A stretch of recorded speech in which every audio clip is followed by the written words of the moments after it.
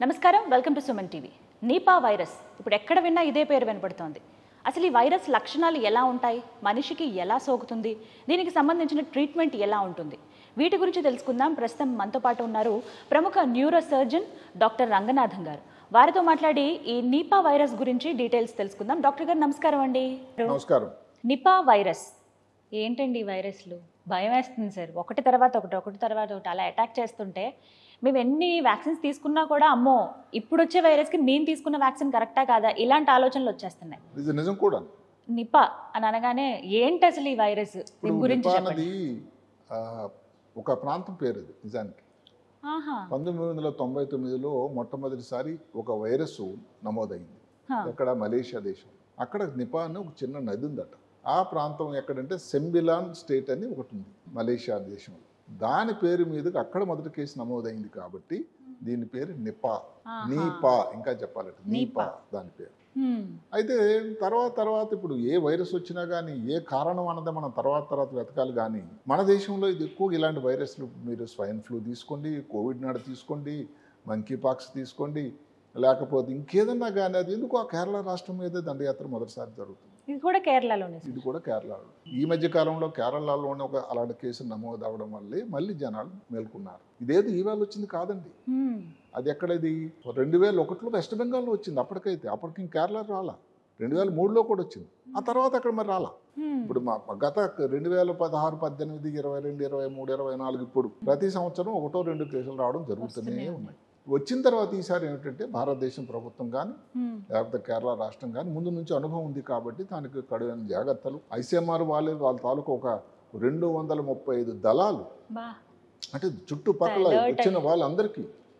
ఇప్పుడు ఎవరైతే ఇది చాలా పెద్ద అంటువ్యాధి, కోవిడ్ని మించిన అంటువ్యాధి, అత్యంత ప్రమాదకరం, అంటే ఎపిడమిక్. అది ప్రపంచ ఆరోగ్య సంస్థ ఈ నిపా వైరస్ని ఏం డిక్లేర్ చేశారంటే ఇది అంటువ్యాధి అయ్యే అవకాశం ఉంది, జాగ్రత్తగా ఉండాలి అని. ఇప్పుడు నిపా వ్యాధి వచ్చిన వాళ్ళని ఇప్పుడు హెల్త్ వర్కర్స్, డాక్టర్స్, నర్సెస్ వీళ్ళందరూ దగ్గరలో ఉంటారు కదండి, వాళ్ళందరూ కాంటాక్ట్స్ అవుతారు. కేరళలో కూడా ఇదే జరిగింది. జరిగిపోయినటువంటి అబ్బాయి చిన్నపిల్లాడు ఒకటైతే అతనితో కాంటాక్ట్ వచ్చిన వాళ్ళు 369 మందిని పర్యవేక్షణలో ఉన్నారు. వాళ్ళందరికీ పరీక్షలు కూడా జరిగాయి. అయితే ముందు కోవిడ్ తాలూకు అనుభవం వల్ల ఏమిటంటే దీని మీద ప్రజలకు గురి తొందరగా కుదిరింది. ఏదైతే పూణేలో ఉండేటువంటి నేషనల్ ఇన్స్టిట్యూట్ ఆఫ్ వైరాలజీ వాళ్ళు అక్కడ దీనికోసం టెస్టులు చేయటం అవన్నీ జరుగుతూ ఉన్నాయి. అందువల్ల ఇబ్బంది అన్నది కంట్రోల్ చేయడానికే గట్టి ప్రయత్నం జరుగుతుంది. కానీ ఇక్కడ ఒక చిన్న నేను చెప్పడం ఏంటంటే, మీరు మాట వినుంటారు, హ్యూమన్ ఎనిమల్ కాన్ఫ్లిక్ట్ అంటే ఏమిటి? మనిషి జంతువుల మధ్యన వచ్చినటువంటి విభేదాలు, వైరుధ్యం, దానికి ఇది ఒక ముఖ్య ప్రతీక అయిపోయింది నిపా వైరస్. మీరు అడగొచ్చు ఏంటి అని. అంటే భగవంతుడు సృష్టి చేసినప్పుడే మనుషులు ఇక్కడ ఉండాలి, వాళ్ళ ప్రాంతంలో వాళ్ళ ఊళ్ళో నివసించాలి, జంతువులు అరణ్యంలో ఉండాలి, అక్కడ ఉండే పక్షులు అవన్నీ వాళ్ళ ఫలహారాలు సేకరించి ఉండాలి. ఇప్పుడు వచ్చి ఆ పక్షులు కానీ లేకపోతే అక్కడ నుంచి జంతువులు ఇక్కడ మనుషుల మీద దాడి చేస్తే దానివల్ల కారణం ఏంటంటే ఇప్పుడు చెట్లు నరికేయడం చాలా ఎక్కువైపోయింది, అర్బనైజేషన్, ఫారెస్ట్ల తాలూకా కవరేజ్ తగ్గిపోయింది. మామూలుగానే కేరళ రాష్ట్రంలో ఏంటంటే ఫారెస్ట్ చాలా ఎక్కువ, గ్రీనరీ కవర్ ఎక్కువ. ఎప్పుడైతే మనం చెట్లు నరికేస్తున్నామో ఈ జంతువులన్నీ ఇక్కడికి వస్తున్నాయి. ఈ మధ్యన కొన్ని ఏనుగులు కేరళలో వచ్చే వ్యక్తులను తెచ్చవడం పెద్ద గొడవైంది దాని గురించి. ఈ వైరస్ కూడా అలాంటిది అయింది. నిపా వైరస్ అక్కడతో అయిపోయిన తర్వాత ఇక్కడ మనం చెప్పినటువంటి మలేషియా, తర్వాత థాయిలాండ్, ఫిలిప్పైన్స్, మన దగ్గర ప్రాంతంలో అండి. ఇది అమెరికాలో మళ్ళీ రాలా, యూరోప్లో రాలా, అక్కడ రాలేదు. ఆ తర్వాత సరే బంగ్లాదేశ్, అసలు బంగ్లాదేశ్ నుంచి వచ్చిన స్ట్రెయినే మన దేశంలో ఉంది అని దానికి అందుకని ఒక బుద్ధి పేరు పెట్టారు, బంగ్లాదేశీ స్ట్రెయిన్ అని. అంటే అక్కడ నుంచి వచ్చినటువంటి విత్తనము అని. వుహాన్ వైరస్ అని ఎలాగన్నామో దీని పేరు బంగ్లాదేశ్ వైరస్. అంటే జంతువు నుంచి మనిషికి వచ్చింది. ఏమిటా జంతువు? గబ్బిలాలు. వీటిలో చాలా పెద్ద గబ్బిలాల నుంచి వచ్చిందని విన్నాం మనం. ఆ గబ్బిలాలు, ఈ గబ్బిలాలు తేడా అండి. గబ్బిలాలు 2 రకాలు ఉన్నాయి. ఒకటి ఫ్రూట్ తినే గబ్బిలాలు, మామూలు మిగతా విసరా తినే గబ్బిలాలు, విసరల్ బ్యాట్స్ అంటారు మనం. ఇది అదృష్టవశాత్తు ఏంటంటే పళ్ళు తినేటువంటి గబ్బిలాలు. అవి పళ్ళు తినేసి పడేస్తుంది. అవి పడేసింది ఎక్కడైనా కలుషితం అయిపోయింది అనుకోండి, అక్కడ వస్తుంది. ఇది చాలా అత్యంత ప్రమాదకరమైనది. అదే కాకుండా కొంతవరకు ఏమిటంటే ఇవన్నీ కూడా ఒక ఎత్తున్నట్టయితే ఈ కంటామినేషన్ మరీ ముఖ్యం. ఈ తాలూకా ఏదైతే ఇవి ఉన్నాయో అనిమల్స్, దానివల్ల ఏమవుతుంది, ఇప్పుడు ప్రజలకు ఎందుకో కానీ ఈ అనిమల్ ప్రోడక్ట్స్ మీద ఇంట్రెస్ట్ ఎక్కువైందండి. వైల్డ్ లైఫ్ ప్రోడక్ట్స్, అక్కడ వచ్చే ఆయిల్స్ కానీ, అక్కడ వచ్చే టస్కర్స్ ఇవి కానీ, దాని మీద ఇంట్రెస్ట్ ఎక్కువ వచ్చింది. దానివల్ల కూడా అదే కాకుండా అనిమల్స్ తాలూకా సంతతి శాతం తగ్గిపోతుంది. ఎందుకంటే ఎనిమల్ ప్రోడక్ట్స్ కోసం ఎక్కువ అందులో చేసే వాళ్ళు ఎక్కువయ్యారు. దానివల్ల వాటిని విస్తరించినటువంటి మలినాలు ఏవైతే ఉన్నాయో ఎక్స్క్రీట్ అంటాం, అవి ఎక్కువైపోయినాయి. వీళ్ళన్నిటి కంటామినేషన్. అదే కాకుండా ఇప్పుడు కొంతమంది ఎనిమల్స్, ఇది పిగ్స్, దానివల్ల కానీ డాగ్స్, పప్పీస్, వీటిది క్యాట్స్, వీటి వల్ల కూడా కొంతవరకు వస్తుంది. ఇవన్నీ కూడా ఒక కారణభూతం అవుతుంది. స్టార్టింగ్ అనేది గబ్బిలాల దగ్గర నుంచి అయినా కూడా ఈ మిగతా వీటి వల్ల కూడా వస్తుంది అని సైన్స్ అయితే చెప్తూ ఉంది. అయితే మనిషికి వ్యాపించింది అని ఎలా గుర్తించాలండి? మొట్టమొదటి లక్షణాలతోనే ఏవైనా ముందైతే గొంతుకు నొప్పండి, జ్వరం లాగా, తర్వాత బాడీ పెయిన్స్, అసలు విపరీతంగా ఏం వేరే లక్షణాలే, ఏదో బాగలేనట్టు ఫీలింగ్. అప్పుడు కానీ గుర్తించామో సరే సార్, దీన్ని కూడా ఇంక్యుబేషన్ పీరియడ్ ఉంది, 4 నుంచి 18 రోజులు. ఎప్పుడైనా దాని ఇబ్బంది రావచ్చు, స్ప్రెడ్ అవుతుంది. అదే కాకుండా ఇక్కడ ఒక చిన్న తేడా ఏమిటి, 2018లో వచ్చినప్పుడు ఏదైతే ఉందో నిపా వైరస్, అప్పుడు కూడా అనుభవం ఉంది. ఎక్కువగా దాది మెదడు మీద దాడి చేసింది. ఎన్సెఫలోపతి, ఎన్సెఫలైటిస్ అని వచ్చింది. అది ఇంకా ప్రమాదం అయింది. 2024లో వచ్చిన వైరస్ నిపా వైరస్ అయినా దాని ప్రభావం ఎందుకో అది చోటు మార్చింది. ఇప్పుడు ఊపిరితిత్తుల మీద దాని ప్రభావం వచ్చింది. అంటే ఎక్కువ మంది వెంటిలేటర్ మీదకి వెళ్ళడం ఇలాంటివి ఇబ్బంది పడుతున్నాయని ఇప్పుడు చెప్తున్నారు. కేరళ రాష్ట్రం వైద్యులే ఈ సమాచారాన్ని వెల్లడించారు. ఎలా గుర్తించాలి సార్? ఏ టెస్ట్లలో ఇది బయటపడుతుంది? వైరస్ గుర్తించాలంటే సేమ్ అంతకుముందు చెప్పినట్టే ఆర్టీపీసీఆర్ టెస్ట్, అదే ముఖ్యమైనది.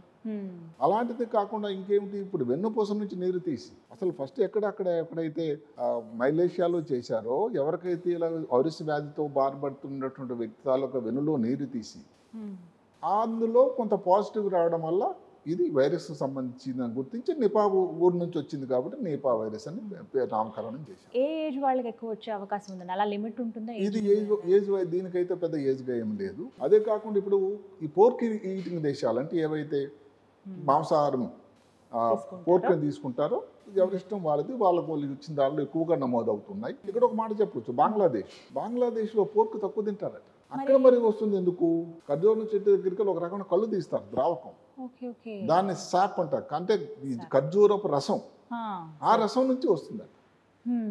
కాబట్టి రావడానికి ఇన్ని రూట్లు, ఇన్ని మార్గాలు ఉన్నాయి. వాళ్ళు నాన్ వెజిటేరియన్ మాటకు పోర్కు తినకపోయినా వాళ్ళకి వచ్చి అందులో బంగ్లాదేశ్లో ఒకప్పుడు చాలా ఎక్కువ కేసులు నమోదయ్యాయి. లక్షణాలు అయితే మనం చెప్పుకునే ఉన్నాం. ఇప్పుడు ఇది కానీ గుర్తించకపోతే ఏమవుతుంది, నెక్స్ట్ స్టేజ్ చూస్తూ మన కళ్ళ ముందు స్పృహలో కోల్పోవడం, గాలి తీసుకోవడానికి ఇబ్బంది రావడం, లంగ్స్లో ఊపిరితిత్తుల ప్రాబ్లం రావడం, వెంటిలేటర్ మీదకి వెళ్ళడం, అంతవరకు వెళ్ళిందంటే ఇంకా మన చేతుల నుంచి తప్పినట్టే లెక్క. ట్రీట్మెంట్ ఇప్పటి వరకు పక్కాగా ఇది ట్రీట్మెంట్ అంటూ లేదు. ఇవ్వాల్సింది కూడా సపోర్టివ్ ట్రీట్మెంట్. ఉదాహరణకు జ్వరం వచ్చింది, జ్వరం తగ్గడానికి, ఫిట్స్ వచ్చింది, ఫిట్స్ తగ్గడానికి, బ్రెయిన్లో వాపు వచ్చింది, బ్రెయిన్లో వాపు తగ్గడానికి మందులు, వెంటిలేటర్ అవసరం పడింది. అయితే ఈ మధ్యన ఒక వైరస్కి యాంటీవైరల్ వ్యాక్సిన్ ఆస్ట్రేలియాలో ఈ గుర్రాలకు ఇచ్చేటువంటి ఒక వైరస్ వ్యాధికి ఉందట, హెండ్రా వ్యాక్సిన్ అని. అది ఇస్తే ఉపయోగకరంగా ఉంటుంది అని ఆల్రెడీ ఎవరికైనా ఇచ్చి చూసారా సార్? అది ఒక ఆలోచన. దానికంటే ముఖ్యం ఏంటంటే ఈ గత 2-3 నెలల నుంచి ఇంగ్లాండ్లో ఎవరైతే ఆస్ట్రాజెనికా అనే కంపెనీ ఏదైతే కోవిడ్ టైంలో అందరికీ ఎంతో గొప్ప ఉపయోగం జరిగిందో, ఆస్ట్రాజెనికా కంపెనీ వారు ఆక్స్ఫర్డ్ యూనివర్సిటీ వారి సౌజన్యంతో ఒక వ్యాక్సిన్ తయారు చేస్తున్నారట. ఫస్ట్ ట్రయల్, సెకండ్ ట్రయల్స్లో ఉంది. అది ఎంత తొందరగా దగ్గరలో కూడా రావచ్చు. ప్రాబ్లం వల్ల ఏమిటంటే నిపా వైరస్ కోవిడ్ లాగా కాదు, లక్షల కోట్ల కేసులు లేవు కాబట్టి ఎంత తొందరలో దానికి వస్తుంది అన్నది కూడా చూడాలి. స్ప్రెడ్డింగ్ అన్నారు కదా సార్, ఎలా ఉంటుంది? అది స్ప్రెడ్ మనిషి నుంచి మనిషి కూడా వచ్చింది. ఎవరైతే డాక్టర్ అక్కడ వాళ్ళు వైద్యులు కానీ వాళ్ళందరూ వెళ్ళారు, అవి వ్యక్తినటువంటి వాళ్ళకి వచ్చినటువంటి చెమట, దగ్గు, వీటి వల్ల కూడా స్ప్రెడ్ అయ్యేదానికి ఆస్కారం. తుప్పర్లు కానీ, స్వెట్ నుంచి కానీ, అదే కాకుండా మా యూరిన్లో దాని కంటామినేషన్ వచ్చే ప్రమాదం అయితే ఉంది. సో వైరస్ కాబట్టి దీనికి తగ్గట్టుగా వ్యాక్సిన్ అయితే ఉందండి. వ్యాక్సిన్ ఈ మధ్య కాలంలో వస్తుంది. అన్నిటికంటే ముందు జాగ్రత్తలేనండి. ఏదైతే మనం కోవిడ్ చెప్పుకోవచ్చు, కేరళ ప్రభుత్వం వాళ్ళు ఏంటంటే చెప్పారంటే, అసలు హాస్పిటల్లో మీ దగ్గర చుట్టాలు, బంధువులు, మిత్రులు ఎవరున్నా కూడా హాస్పిటల్కి దయచేసి విజిట్ చేయకండి. దానివల్ల మీకు వచ్చేటువంటి ప్రమాదం ఉంది. గ్లౌస్ వేసుకోండి, మాస్క్ తప్పకుండా ధరించండి, ఏదైతే దూరం పాటించండి. ఇప్పుడు ఏంటంటే హెల్త్ వర్కర్స్ అయితే తప్పకుండా పీపీ, ఏదైతే మళ్ళీ కోవిడ్ మళ్ళీ రిపీట్ అవుతుంది, పీపీఈ కిట్స్ ధరించండి అని ఇవి ప్రస్తుతానికి. అయితే కోవిడ్కి దీనికి తేడా ఏంటంటే అప్పటికి వచ్చినంత ఉధృతంగా ఏదో భయపడాల్సినంత అందరినీ ఇది ఎవరిని భయపెట్టేటువంటి ప్రయత్నం మనం చేయకపోయినా దీనివల్ల ఇబ్బంది అయితే అప్రమాదం.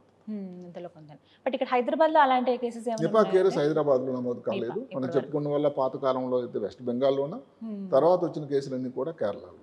ఆ రాష్ట్రాన్ని దాటి దానిపై అయితే ఏమిటి, ఇప్పుడు చుట్టుపక్కల వాళ్ళు కొన్ని సరిహద్దులు ఉన్నాయి. మనకేంటి, తమిళనాడు ఉంది. తమిళనాడు వాళ్ళు అప్రమత్తం అయ్యారు. ఇప్పుడు అక్కడ వైరస్ స్ప్రెడ్ అయ్యేదానికి ఏది ఆపలేరు కదా. అందుకని అక్కడ ముందే జ్వరం కానీ ఎవరైనా అక్కడ నుంచి ప్రయాణం చేసి తమిళనాడులో ప్రవేశించి కోయంబత్తూరు ఇలాంటి ప్రాంతాల దగ్గరలో ఉన్నాయి. అక్కడ వాళ్ళకి జ్వరం కోసం పరీక్షలు చేయడం, వచ్చినట్టయితే వాళ్ళని ఐసోలేషన్లో పెట్టడం, ఇవన్నీ కొంచెం ఇంకా తమిళనాడులో అలాంటి పరిస్థితి రాలేదు. కానీ దానికి వాళ్ళు అప్రమత్తంగా ఉన్నారు, సన్నద్ధంగా ఉన్నారు. లేకపోతే మళ్ళీ లాక్డౌన్ లాంటి పరిస్థితులు వచ్చినా ఆశ్చర్యం లేదు. అలాంటి మరి రాకూడదని కోరుకుంటున్నాం. అదేం గొప్ప ఎక్స్పీరియన్స్ కాదు. అయితే ఏంటంటే ఉన్న నంబర్ ఆఫ్ కేసెస్ని బట్టి ఆ లాక్డౌన్ లాంటి పరిస్థితి భారతదేశం అంతా స్ప్రెడ్ అయ్యేటువంటి అవకాశం చాలా చాలా చాలా తక్కువ ఉంది. అయితే ఇది వైరస్ అనేది ప్రమాదకరం. ఇప్పుడు అదే కాకుండా కేరళలో ప్రయాణం చేసి అక్కడికి వెళ్ళాలంటే మరి ఇలాంటి ప్రాంతంలో అది కూడా అన్ని జిల్లాల్లో లేదు అక్కడ. సో అందువల్ల ఎక్కడెక్కడైతే జిల్లాలో అక్కడ ప్రస్తుతానికి అక్కడ లిమిట్ అయ్యి ఉంది. అయితే కోవిడ్ ఎక్స్పీరియన్స్ ఇందాక నేను చెప్పినట్టుగా ఏంటంటే ప్రభుత్వం కానీ వైద్యులు కానీ అప్రమత్తంగా ఉన్నారు, లక్షణాలు తొందరగా గుర్తిస్తున్నారు. అదే కాకుండా ఇదే మొదటిసారి నమోదు కాదు కాబట్టి దాని నుంచి ఆ ప్రాంతంలో ముందు వచ్చింది కాబట్టి ఇదేమైనా నిపా వైరస్ దానికోసం ముందు జాగ్రత్తలు తీసుకుంటున్నారు.